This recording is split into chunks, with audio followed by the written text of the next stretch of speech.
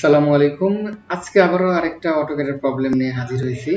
তো অটোক্যাডের প্রবলেমগুলো দেখানোর উদ্দেশ্য এইটাই যে আসলে অটোক্যাড আসলে আমরা সবাই পারি, কিন্তু আমাদের কাজ কার কত দ্রুত হচ্ছে এটা হচ্ছে মেন কথা।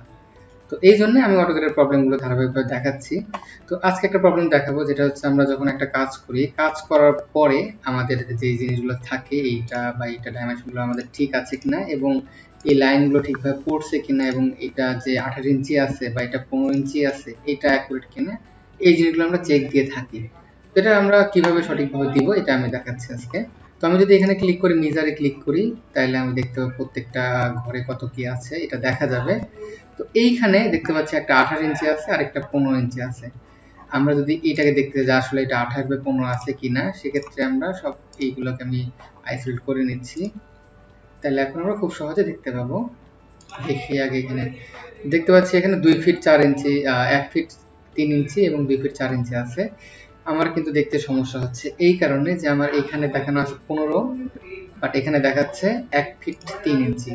মানে 15 ইঞ্চি বোঝা যাচ্ছে, বাট আমার একটু কষ্ট হচ্ছে। তো এইটা থেকেও আমাদের একটা মুক্তির উপায় আছে, এটা আমি একটু দেখাই নিচ্ছি। এটা কি হবে, ইউনিট, এখানে আমরা ক্লিক করব, ইউনিট লিখে এন্টার দিলে, ইউএন লিখে যদি আমি এন্টার দিই, ইউনিটস এটা চলে আসবে। এইখানে গিয়ে আমরা কি করব, আর্কিটেকচারাল থেকে আমরা ডেসিমাল করে নেব এবং প্রিসিশনটাও বাড়ায় দেব। প্রিসিশনটা বাড়াবো এই কারণে, যদি আমার 28 ইঞ্চি যদি না থেকে একটু বেশি থাকে, সেই প্রিসিশনটাও এখানে ধরে ফেলবে এবং যদি এখানে কম বেশি হয় সেটা আমরা খুব সহজে দেখতে পারবো। তো এটা প্রিসিশনটা বাড়াচ্ছি, ওকে করে দিলাম। এখন যদি আমি মেজারে ক্লিক করি, এর মধ্যে ধরি, দেখতে পাচ্ছি এখানে 15/28 দেখাচ্ছে। আমার এই পাশে 15 আছে, এই পাশে 18 আছে এবং এখানে 15/88 আছে।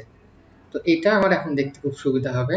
15/28, বাকিগুলো আমি দেখি এখানে 32/15 এরকম। আচ্ছা, এখন যদি এটা এরকম হয় যে এখানে 15/28 না থেকে 28.2 আছে, আমি দেখি আরেকটা প্রবলেম কি হয়। আমি এটাকে একটু স্ট্রেস করে নিচ্ছি। ধরলাম একটা কলাম, এই কলামটাকে আমি একটু স্ট্রেস করে নিলাম, সামান্য একটু স্ট্রেস করতেছি।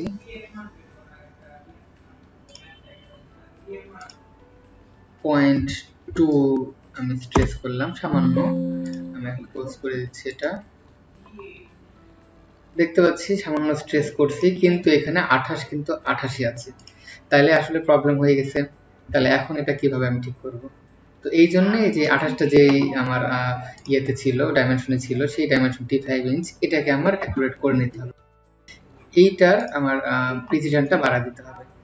এটা আমি প্রিসিশনটা বাড়ায় দিচ্ছি।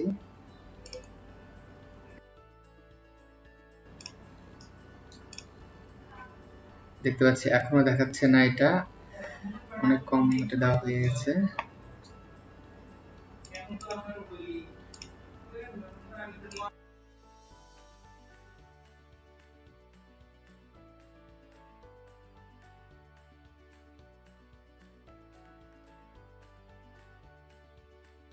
আচ্ছা, দেখলাম যে এই জিনিসটা আমাদের ডাইমেনশনটা চেঞ্জ হচ্ছে না।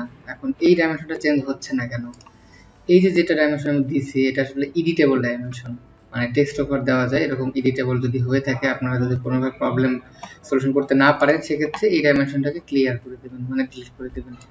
তারপর আবার এটা যে ডাইমেনশন নেন, দেখবেন এখন সঠিকটা দেখাচ্ছে। এরকম প্রবলেমও অ্যারাইজ হইতে পারে।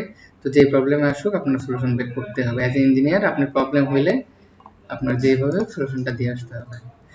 তো বাকিগুলো আমরা এটাতে সাপেক্ষে যদি ম্যাচ করি তাহলে হয়ে যাবে, এগুলো ঠিক হয়ে যাবে। এইভাবে সেম ভাবে আমরা খুব সহজে কাজগুলো করতে পারবো।